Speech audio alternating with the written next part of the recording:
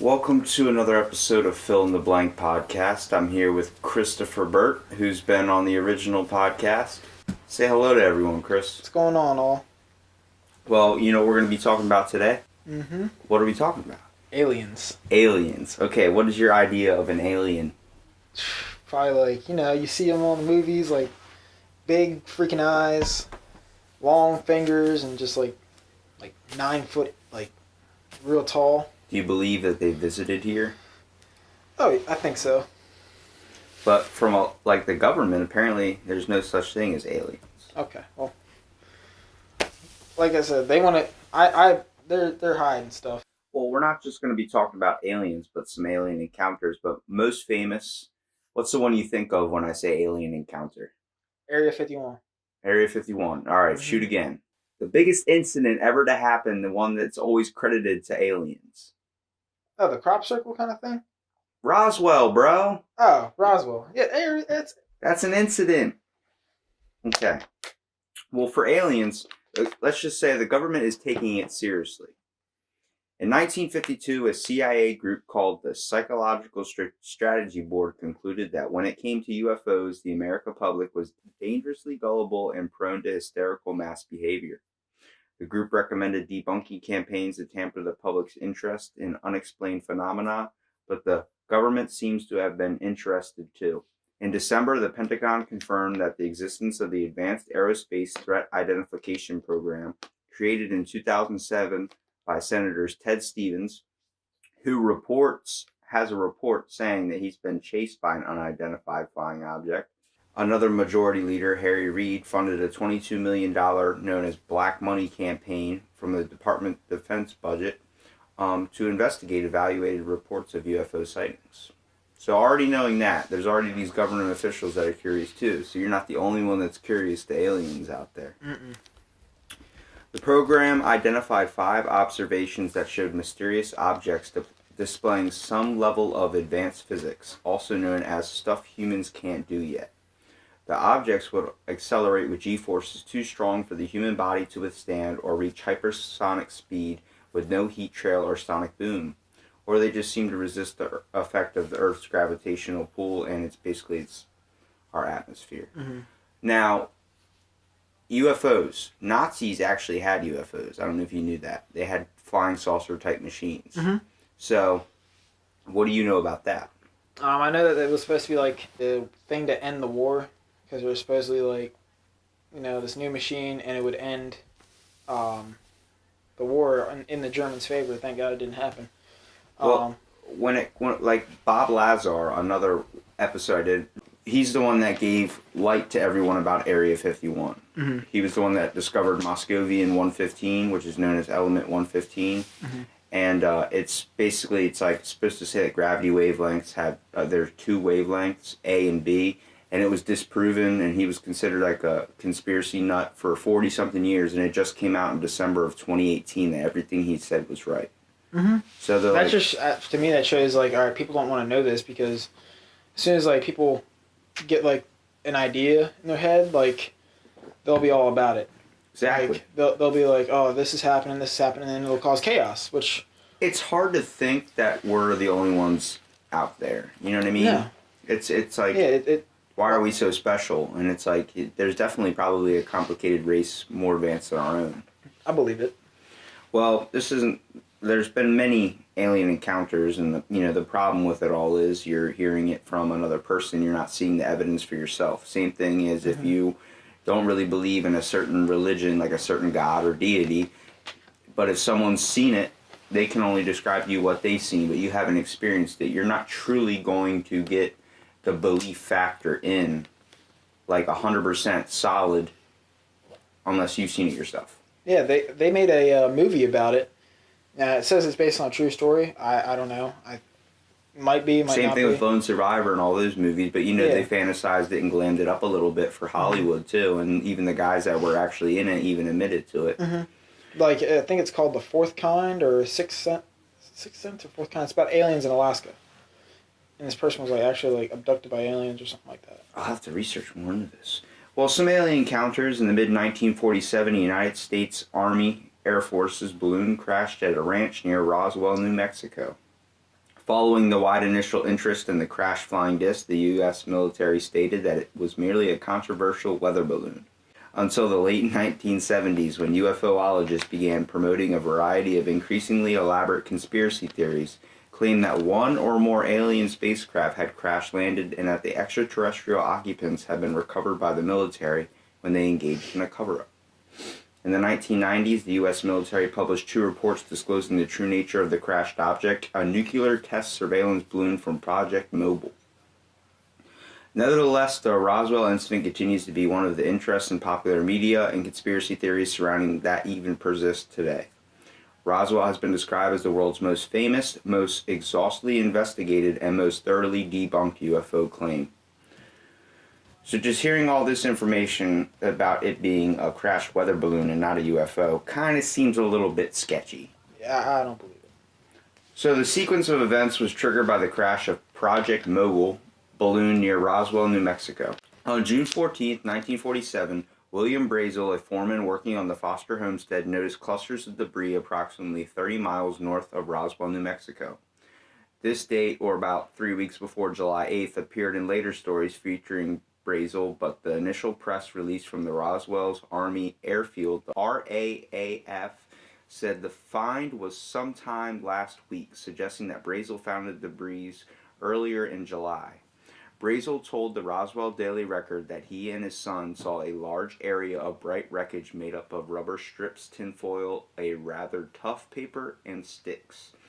He paid little attention to it, but returned on July 4th with his son, wife, and daughter to gather up the material. Some accounts have described Brazel as having gathered some of the material earlier, rolling it together and stashing it somewhere under a brush. The next day, Brazel heard reports about flying discs and wondered if that's what he picked up. On July 7th, Brazel saw Sheriff Wilcox and whispered, kinda confidential-like, that he may have found out about a flying disc.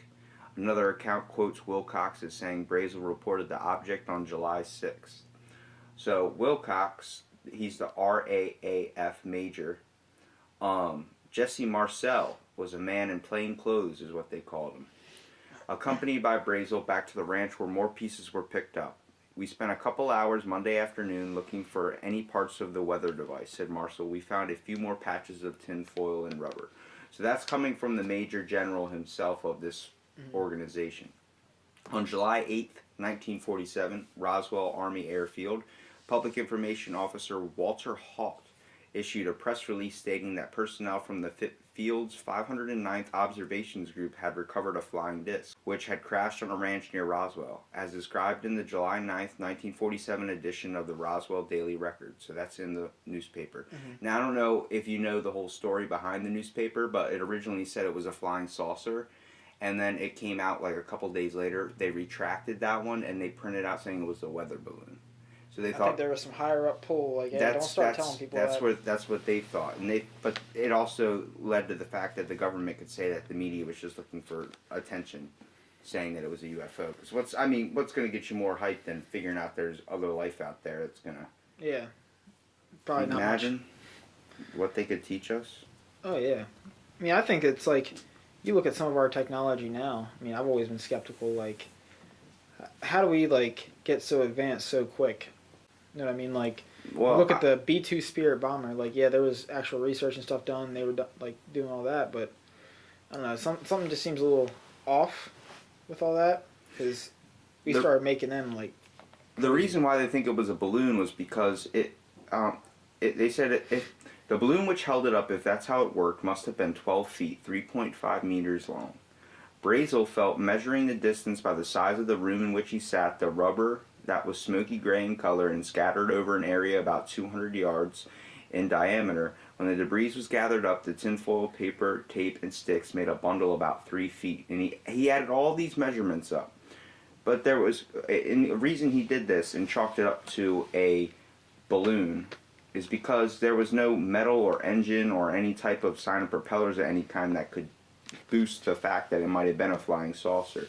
But that might have been exploded in the debris. Like I said, it's a conspiracy. Or maybe when he found it, like, people already took all that. Well, the weird thing was, his son's the one that came out with a bunch of information, because it was him and his son that were there. But like his dad probably told him stuff that he might have been too young to account for, but was afraid to come to public about it. It wasn't until like 1995 he actually became public about what he saw. It was his son before that saying everything. And his son's the one that told us about the hieroglyphs that he saw that was written on this thing, and he drew the symbols out, and he said they were in like a purple color and everything like that. And it says here, considerable Scotch tape and some tape with flowers printed on it had been used in the construction. No strings or wires were to be found out here. Later, those flowers turned out to be symbols of different things. Like one looked like a flower. You know how we have hieroglyphs today. So unless we have ancient Egypt, that's the connection with. I was just about to bring that up because if you there's been multiple things like if you go and look at the pyramid, kind of like the pyramids and stuff like that, and they have the artwork in there.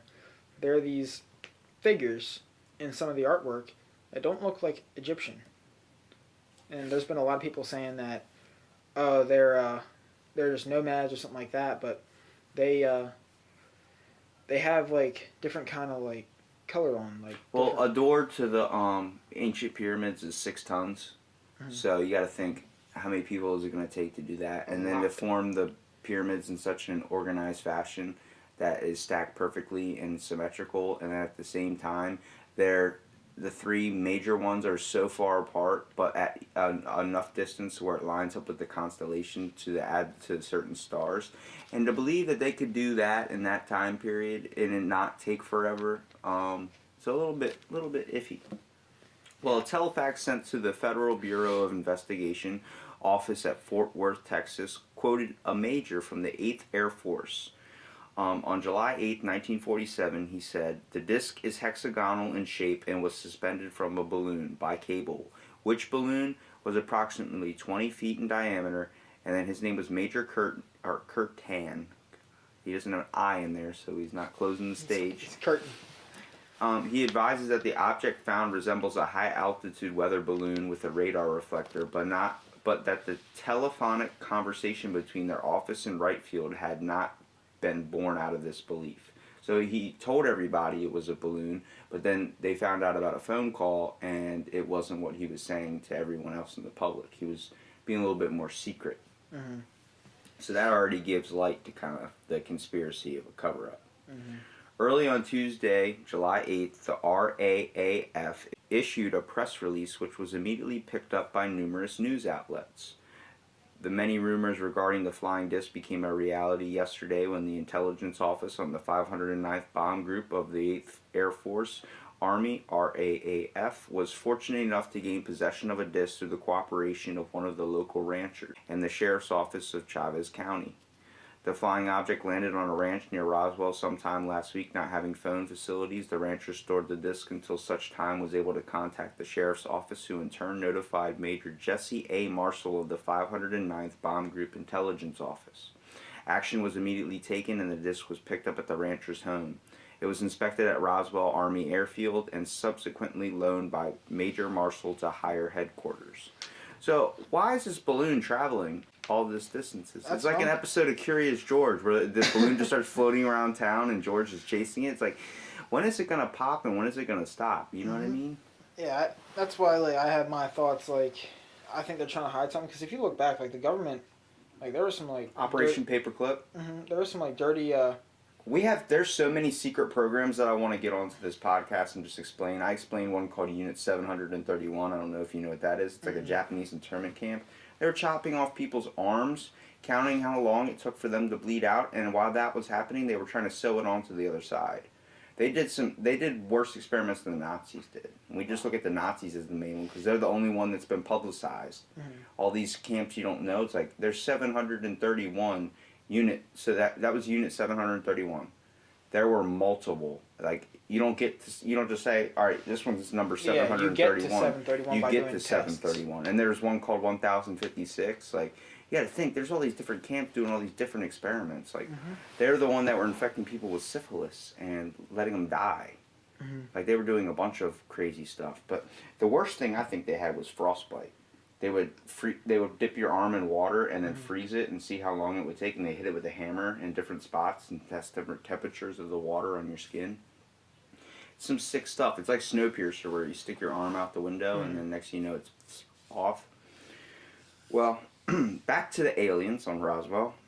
Colonel William H. Blankard, commanding officer of the 509th, contracted General Roger M. Ramey of the 8th Air Force in Fort Worth, Texas, and Ramey ordered the project to be flown to Fort Worth Army Airfield at the base. Warrant Officer Irving Newton, that's a smart guy right there.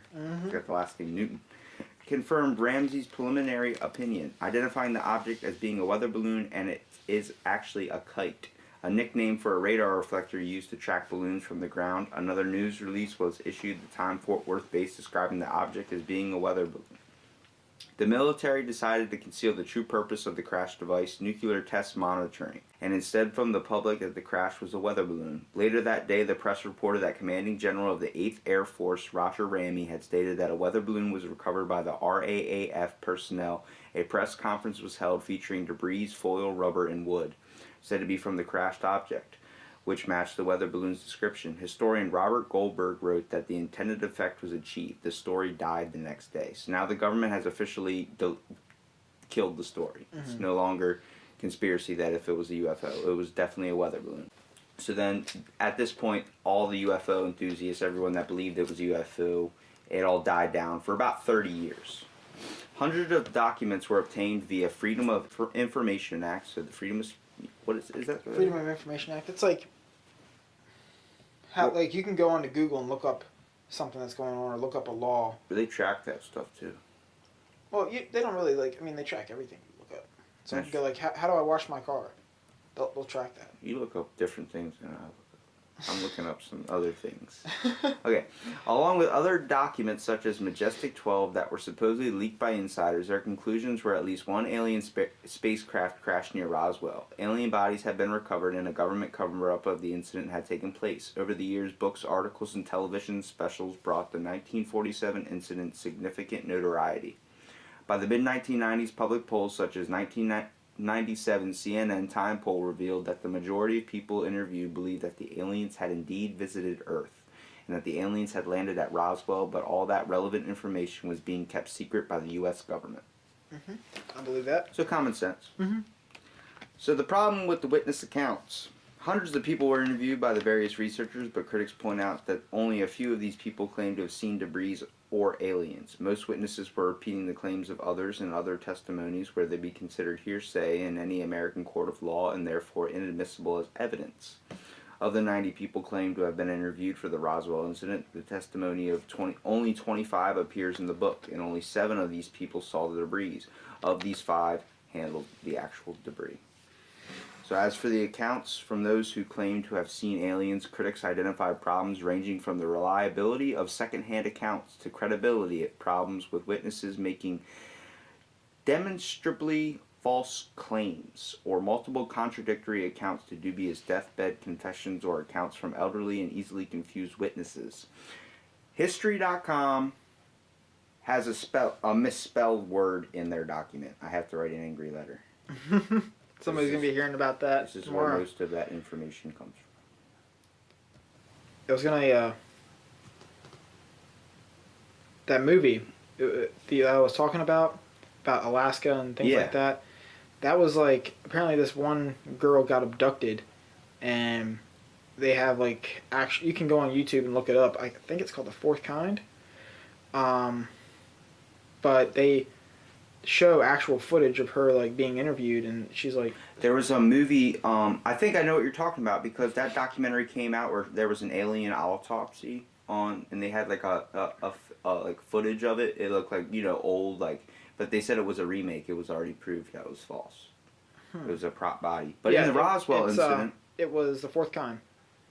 But in the Roswell incident, Marcel stated, actually this material may have looked like tinfoil and balsa wood, but the resemblance ended there. They took only one picture of me on the floor holding up some of the less interesting metallic debris. The stuff in one photo was pieces of the actual stuff we found. It was not a staged photo. Timothy Prinny points out that the material Marcel possibly investigated as being part of what he recovered is a material that skeptics and UFO advocates agree is debris from a balloon device. After that fact was pointed out to him, Marcel changed his story to say that the material was not what the newspaper actually printed out, claiming that some pilot had been receiving 5 air medals for shooting down enemy planes, claiming that all the pieces he found was actually a shot down plane. So that's a conspiracy that came out 10 years later.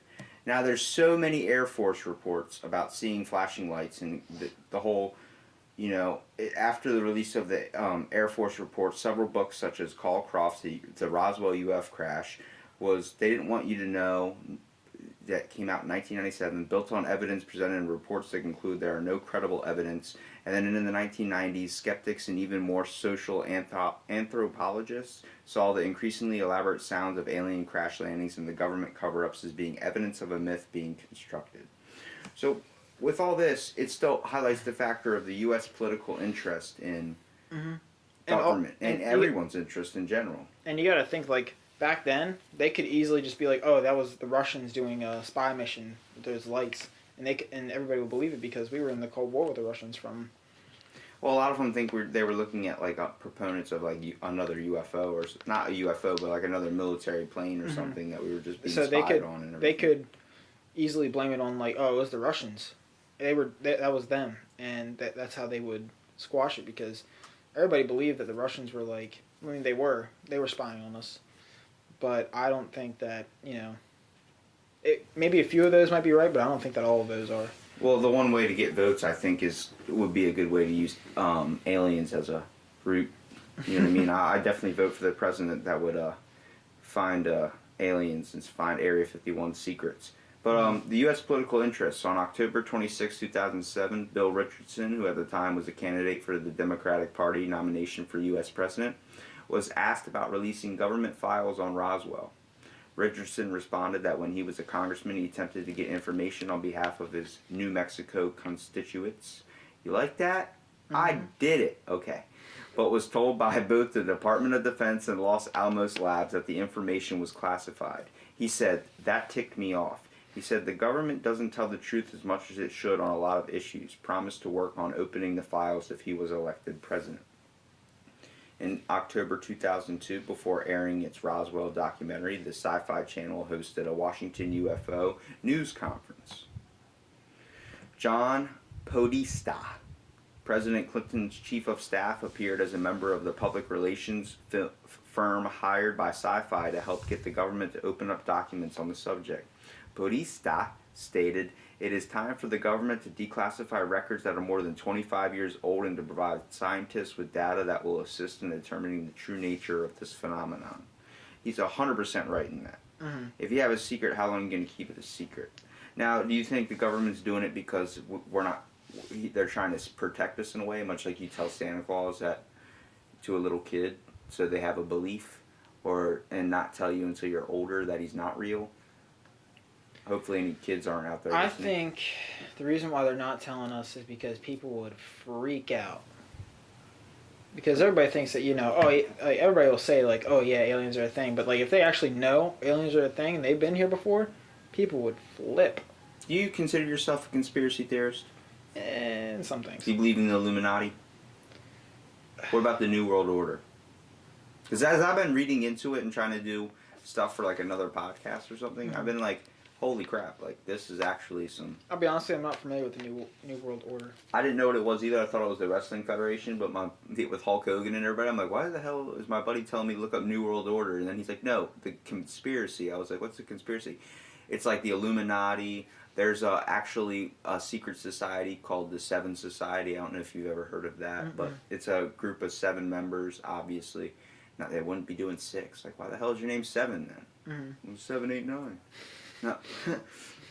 But they're based off the planets. Like, there's one guy's like Mars, one guy's Earth, and they set this table and they decide a bunch of like events to happen and all this stuff, like, like the classic cult movie. And everybody sits around and drinks the Kool-Aid. See, the weird sign is that there's levity, that this thing is real, is that when the person dies, there's a 7 in purple flowers over their body. So that's came out, like, it's already been exposed. It's the same thing with the Freemasons. Like, that's off another Knights of Order or whatever it's called. Yeah.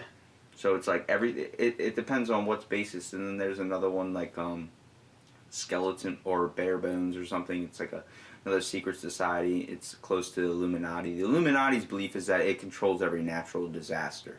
Every natural disaster is explained through government. Like, my buddy has one about during the time of 9/11, there was a hurricane coming straight to New York or something like that, and then it veered off last minute or something, like just completely went the opposite direction. I'm like, yeah, but that's a natural phenomenon thing. But then he's like, maybe they're not natural phenomenons. Maybe it's the government's hand. He goes a little bit deeper than I do. I still got to do more research on that before I did see a thing. I don't know how valid this is, but there was like a 90-year-old lady that has predicted ISIS, the rise of ISIS. It predicted 9/11 and predicted all these things, and she's been right about some of them. Oh, maybe some haven't happened yet. The Simpsons predicted stuff too, so. Yeah, so did Johnny Bravo. Do you remember that? Yeah. The two buildings on fire? It's really, really hard. I mean, sometimes I think there's coincidences and stuff, but it's hard to think that a giant government thing like this is just, you can chalk it up to something as simple as a weather balloon. Definitely if there's something higher up there that they probably want to tell us. But during a 2015 interview with GQ magazine about whether he'd look up top secret classified information, President Barack Obama replied, "I gotta tell you, it's a little disappointing. People always ask me about Roswell and the aliens and UFOs, and it turns out the stuff going on that's top secret isn't nearly as exciting as you expect. In this day and age, it's not as top secret as you'd think." So, is he hinting at that you already have the information, you just gotta find it?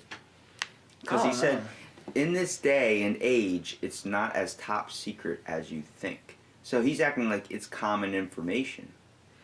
Yeah, but I think also he's trying to downplay the whole thing. Well, I mean, you got to, but without getting in trouble with your government and being assassinated through the government, which has definitely probably happened. So I wouldn't doubt it. You got to think. Maybe, there's definitely an inner power or higher force in there. It's kind of scaring the presidents, who we look at as the leader of our free world. Mm-hmm.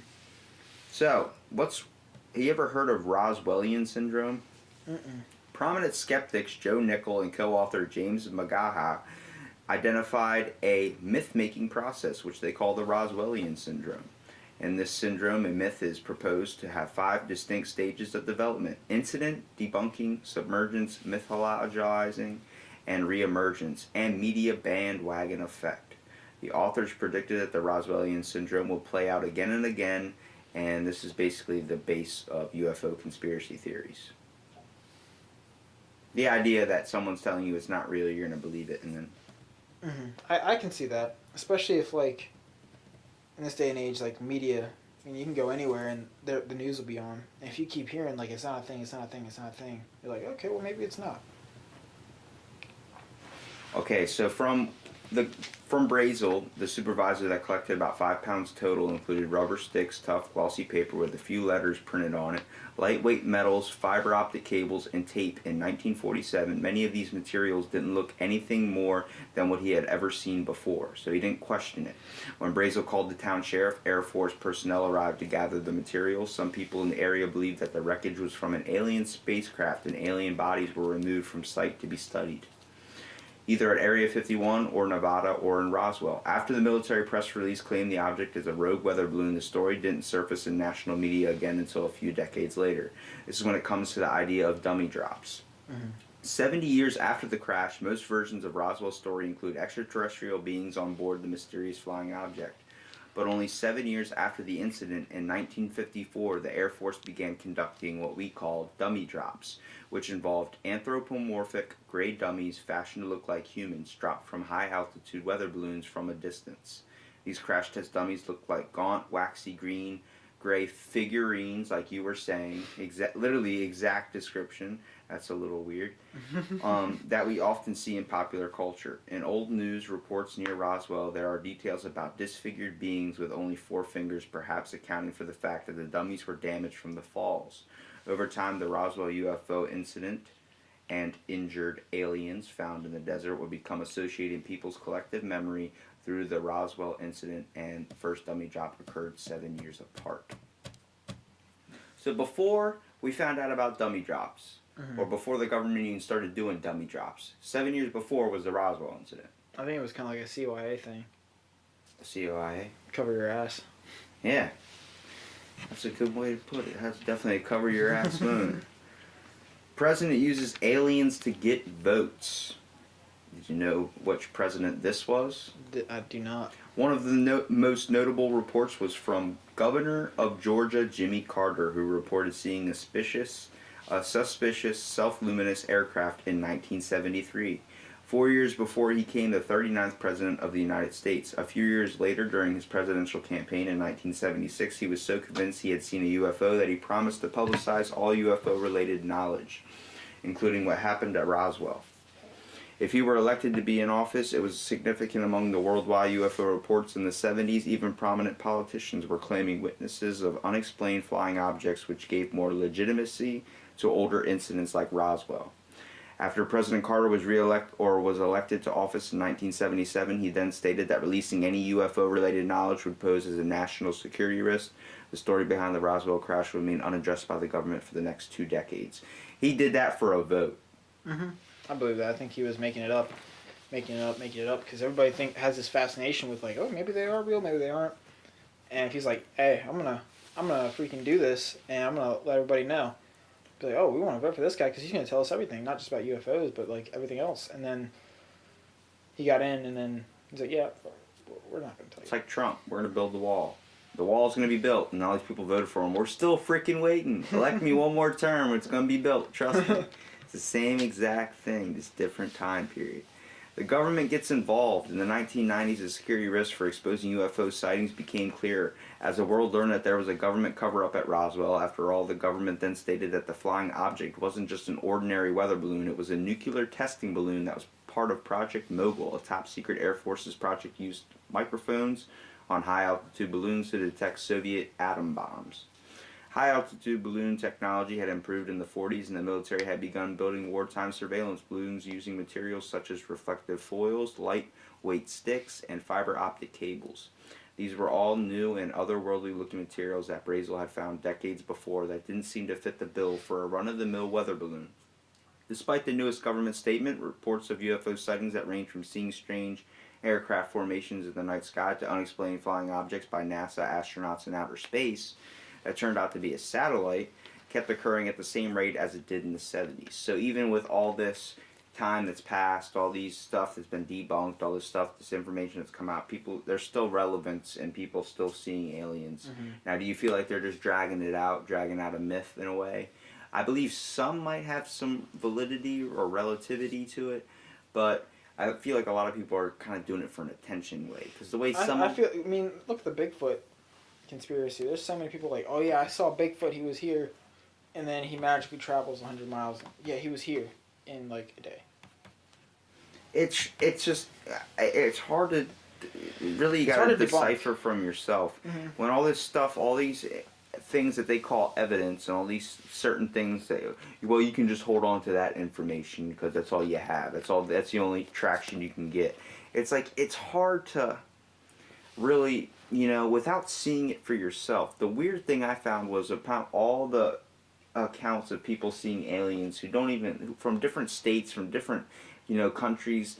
They all have either similar descriptions, and a lot of them say they're like reptiles. They're like reptilian beasts. Like, they're like that type of thing. But my whole fascination is, why does everyone say they've been probed? What's the alien's fascination with an ass? I don't understand. Why would you want to get all the information from our ass? Like, my buddy said, Chris Rourke, he says that it's because that's the last thing all your information gets processed out of. It's all coming out of there. I'm like, but wouldn't you want to, go where like the central intelligence of the human being is? But maybe our brain is in our ass. Maybe they're studying us. Most politicians, their brains in their ass. Oh yeah, that's true. They don't have one. A lot of people think it's a theory that like, it's the fact that, what is it? That they could be our maker in a way. You know what I mean?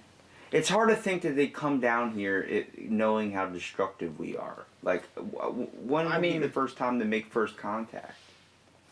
I don't know, but like, if you think about anything, even us, we wanted to explore when we were 1400s. So, look at Christopher Columbus. I know he wasn't like a great person or anything. He was actually like really bad if you look at like what he did, because a lot of that's coming out, and like, yeah, this guy was actually like really bad.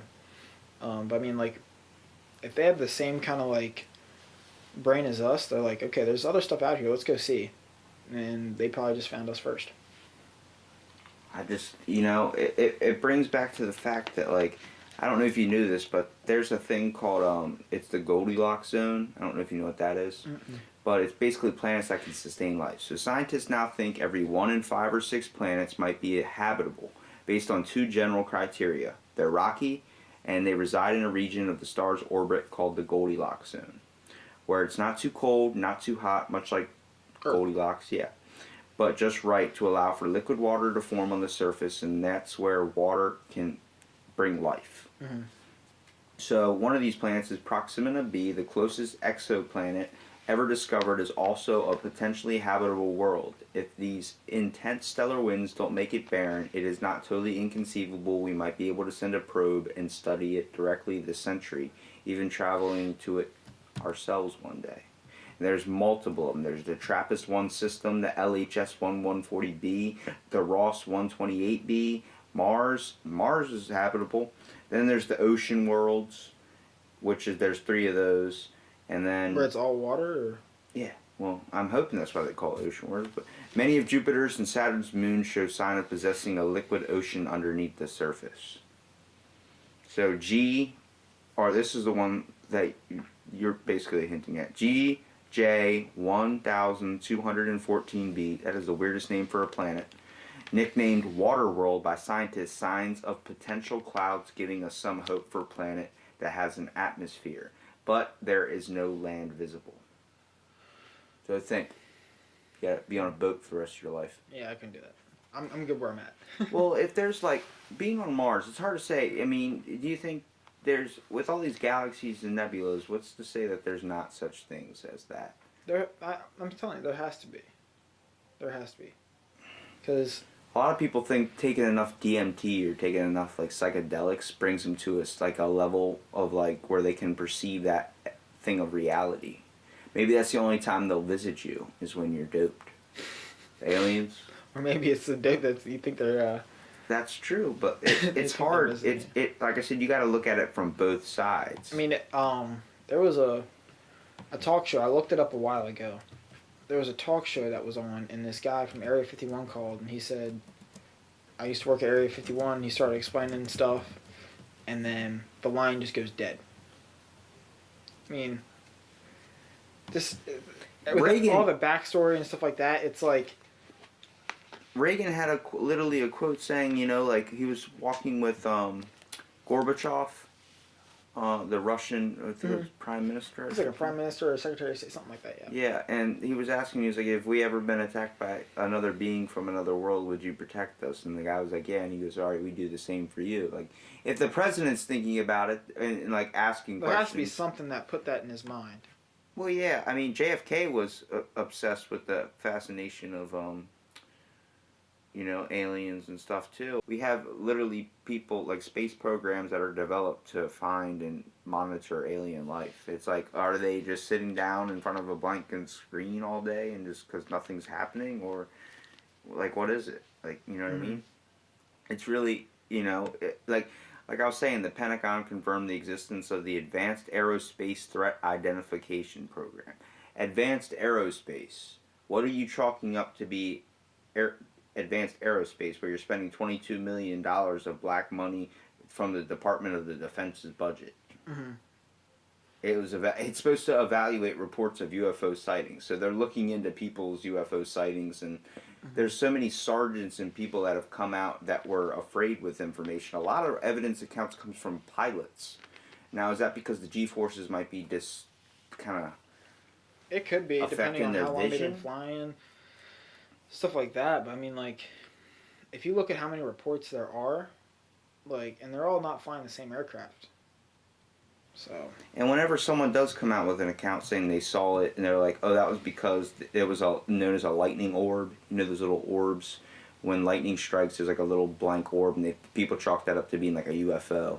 Mm-hmm. But it's hard to think. I mean, if we can build technologies like flying saucers and stuff like that, and we can discover all these wonderful things, there's definitely got to be some other thing out there that's got to be on the way ahead of us 1,000 years. Oh, yeah. It's a lot. It's like the government with you're seeing all these movies about like SEAL Team 6 and stuff like that, you know, you begin to think like, because they were classified, like nobody knew about it, and then all of a sudden SEAL Team 6 comes in the limelight. It makes you think like, is there something higher than that? Is there like a special force that's like higher than SEAL Team 6, which is what we know is our most classified unit? Well, basically, I can't really say this because it's Hawaiian, but it means first messenger.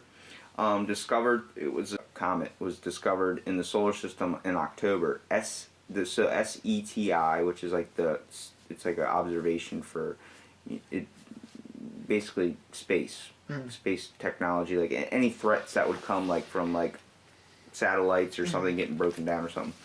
Started checking the boxes that suggested the rod-shaped object might be an alien spacecraft of some kind. After all, it was the first interstellar object we've ever seen pass through the solar system. UFO enthusiasts point out that the rods, along with the flying saucers that are the two most common shapes cited by witnesses in UFO sightings. Basically, it was a comet that's like a cigar shape, looks like a turd. Mm-hmm. Well, they theorized that it was shaped that way to block off space debris. So when you're flying through space, you're getting hit less. Because I mean, why do you want to be a giant round saucer flying through space when Yeah, there's you're gonna comets get hit and a bunch. stuff? Unless you can somehow, you know, they believe that the UFOs, that Moscovian powered it, and like it's that same gravity wavelength. But the bad part is you can't really manufacture it. It only has a shelf life for 200 and something seconds. So the government had 40 pounds of it. Like, how the hell you get 40 pounds of it, ship it all the way to Mexico, get it crafted down, and then ship it back and build 8 different flying saucers? And a lot of witness accounts of people that were like of the Roswell incident talked about seeing a medal at this base, you know, after the crash was recovered and brought to Fort Worth, Texas, that they were at this base and they could literally, it was a metal they could grab and they could fold it into a ball in their hands and it would go right back into shape when you were done with it. Like, you can manipulate its form, but you couldn't scratch it, couldn't dent it, couldn't burn it, couldn't do any of that. So it's hard to think. If that's a metal that's on Earth, why aren't we using that more often in warfare? You're telling me if you even like everyday life, like you can say we don't have enough of it. Okay, well, turn it into one small weapon, then that's it. It's game over. If we have one vehicle or something, or do we just put it over a vehicle or something, and it's invulnerable, you basically win the war. You end it all. Or also like even like everyday motorists, like you get in a crash, all you gotta do. Think about it now. Like if you were driving your car and you got hit, and you knew your car had that stuff on it, just pop back out. Wouldn't matter. I mean, we've blasted stuff from our culture into space, hoping that it might hit somebody out there. You know, we've done that with probes and like what are those things? It's not a time capsule. It's something. It's basically a capsule of all our mementos of history or something. Like a time capsule. We throw a music album out there too. You know, the gold record. Bunch of good songs in there. Johnny B. Good's on there, but like a bunch of symphonic songs, like classical music and all that stuff. And it was for the hopes, you know. That was the METI International decided to beam some musical signals over to, you know, another planet, hoping that we'd hear that. And you know, right now we're blasting Toto Africa in Africa right now. Isn't that ridiculous? Thinking that music's gonna affect someone that much. I mean, it definitely does, but maybe, you know, they have to send a variety of songs on this golden record. It's like 30 something songs out to these aliens, and they're all different styles. A couple songs from one style, a couple songs from another style, and it's like, what would they find to be offensive? We don't know. Like, is listening to R. Kelly or listening to somebody screaming and rapping into the mic gonna? Well, I think R. Kelly would be offensive to anybody now. Gonna get pissed. Shout out to him. Maybe he's an alien. You ever seen Scary Movie 3? That's my definition of an alien. We pee out our fingers. And the dude's brushing his teeth with his finger. And how do you say hello? He kicks him right in the nuts. Yeah, he kicks him right in the nuts. How do you say goodbye? No, how do you say hello is he chokes him and then he kicks him in the nuts to say goodbye. Oh, well, I thought it was the other way around. Remember, he walks up behind him and chokes him, hello. Are you sure? Yeah. Okay. He goes, so how do you guys say goodbye? And he He kicks him right in the nuts. You should see how we pee. And he taps his finger when he's in. He goes, "So we're not so different, you and I." And the one president dude does it. That dude's funny as hell, man.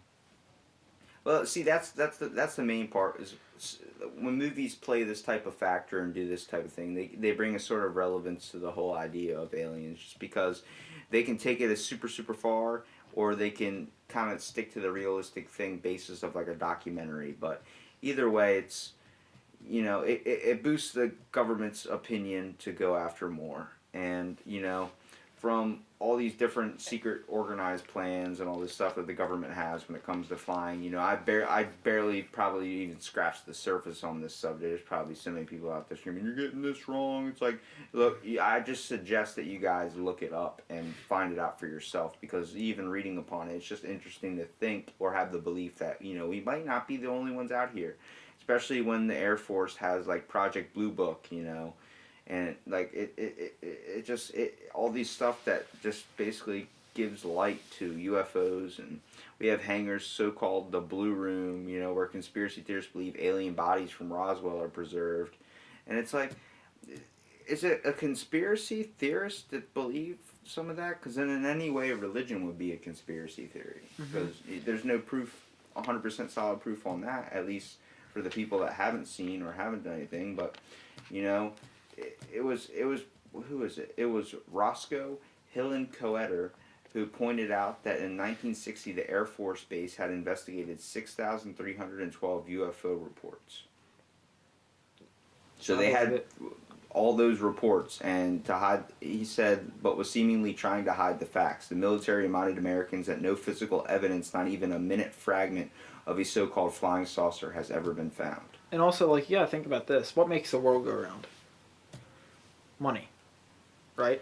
Well, so if they aliens exist, blah, blah, blah, blah, we're not going to have the movies about aliens. We're not going to have TV shows and stuff like that. So that'll take away from that market. And then, I mean, everyone's fascinated to think that there's these extraterrestrial beings. But if you know about something, why would you go watch it and say is it real or something like that? If you know about it, that's just going to take a whole percent of the market. Well, they had a secret committee among politicians, military officers, and scientists, and that was called the Majestic 12.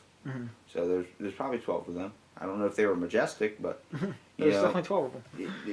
The UFOologists, that's a whole thing of conspiracy people that believe in UFOs, claim this cabal was formed in 1947 once Truman started panicking over what to do with all the alien spacecraft the government kept finding. So Truman, freaking out about governments keep finding all this spacecraft and stuff.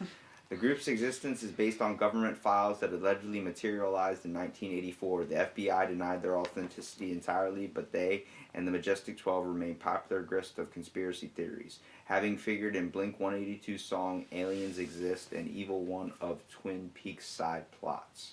It also gives light to the fact of Men in Black. The Men in Black was a real group too. That's the movie, obviously movieized it up, but to think that we have all these campaigns and all these secret plans and all these different types of Air Force, like the hangar base S4 that was apparently located near Area 51. That's when the dude, Bob Lazar, I suggest you look him up. His documentary's out. But he was the one that gave light of Area 51 and told everyone that he worked at a secret base called S4 right beside it, and he's seen the UFOs himself. He was the one that gave light on UFOs. Now, he never saw an alien. He never admitted to seeing an alien. But it's hard to believe. Everyone, usually the government chalks it up to, well, I bet you believe in Bigfoot, like we're saying. It's like, is it hard to really separate aliens? If there are aliens out there, you can't tell me there's not a giant gorilla out there that walks around. I mean, shit. But, I mean, if you go on YouTube, because I've done this too, I've had little moments where I'm going to look this up. If you go on YouTube, there have been people that will go around Area 51 and they're not greeted, but they're watched by these men in a white pickup truck. And these guys don't look like regular soldiers. I mean, if you've ever been to a military base, which I know some people that are listening to this have not, some people have, you see people in uniform a lot. They're not in uniform. They're wearing, tactical style clothes, no patches or anything on them. And they come from the base. So why, if it's a regular military base, why would you not have, regular military MPs and stuff like that, or DOD police or anything like that, be guarding that or come out and greet or come out to watch people that are around it. So that right there tells me things like there's a little bit more to the story than what people are telling us. Two reports I do want to mention before we wrap it up is in 1977. This was called the WOW signal.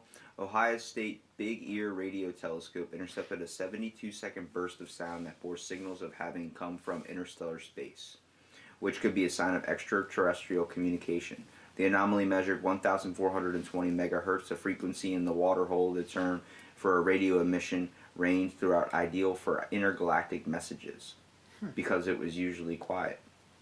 Jerry Iman, the astronomer who spotted it, was so excited that he scribbled a giant wow on his printout, hence giving the name for the wow signal. Astronomy's explanations for the bizarre phenomenon included secret spy satellites and passing comet nobody knew about in 1970s or 1977. But many admit nothing explains it adequately, and even if the signal doesn't prove aliens exist, it still tugs on the cosmic fishing line. To date, it remains the best evidence of alien communication ever obtained. The next report is called Foo Fighters. You ever heard of that one? The band is amazing. Yeah, I thought it was the band too. But apparently in the middle of World War II, things took a mysterious turn for Air Force pilots flying overnight missions. They reported seeing lights chasing their aircraft. The number varied. Sometimes it was 1, other times 10. And so did the colors, red, orange, and green. But the unidentified objects shared in common, and they moved very fast, up to 200 miles per hour. Yet could dart on a dime. These pilots, among the world's best, admitted the objects generally flew circles around them. Their lore grew among the squadrons. In 1944, a crew flying along the Rhine in Germany described seeing 8 to 10 bright orange lights whiz by at high speed. Neither ground control nor their own airplanes caught anything on radar, and when one pilot turned toward the lights, they reportedly disappeared. They called their mystery air companions Foo Fighters, an inside joke based on a phrase the comic book character Smokey Stover used to declare, "Where's the foo, there's the fire." The term flying saucer hadn't caught on yet, or it wouldn't suffice, but some witnesses assumed there were tracer fire reflections from ice crystals or high-tech weaponry developed by the Nazis. While the government had a boring explanation as always, they were electrostatic, similar to St. Elmo's fire or electromagnetic phenomena. Those which where are from were never defined. So it's hard to believe, the government seems to do a heck of a good job covering up stuff with some trickery use of words, much like when you open up a fortune cookie and it's You got to look at it a couple times. it's like if you are never wrong, then you are never right. It's like, what? And it's like when you ask who was the mayor of Toronto, I think it was, they asked him if he smoked crack, and he says he goes, nobody knows what's in that pipe. It's a hidden message. He's not saying he did it. He's not saying he did. It's like, if you smoked crack, you knew you smoked crack. Mm-hmm.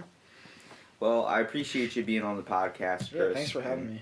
I ask anybody to look this stuff up for yourself and just read some of this. Obviously, you're going to get your own information. I just did this because I wanted to get it from more of like a text point view. You know what I mean? I liked researching it myself, but talking about it with someone that might believe in it too, it helps you learn it a little bit in a way. Oh, yeah. And like I said, I appreciate you being on the podcast and have you on again soon. Definitely. Thank you. Are you an alien? I hope not. Elon Musk is an alien.